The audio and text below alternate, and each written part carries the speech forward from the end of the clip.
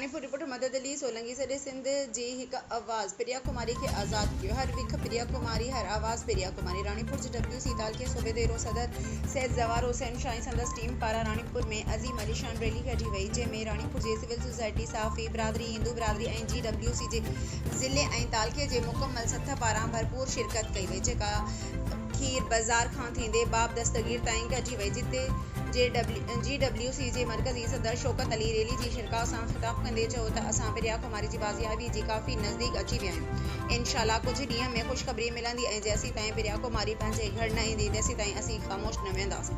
असांजो हर आवाज़ प्रिया कुमारी जी बाज़ियाबी जे लाइ निकिरंदो। हर विख असां प्रिया कुमारी जी बाज़ियाबीअ जी तरफ़ खणंदासीं। ही भोतारी निज़ाम हाणे न हलंदो। शहीद नसरुल्लाह जे कातिलनि जी गिरफ़्तारी ताईं असां सुकून सां न वेहंदासीं।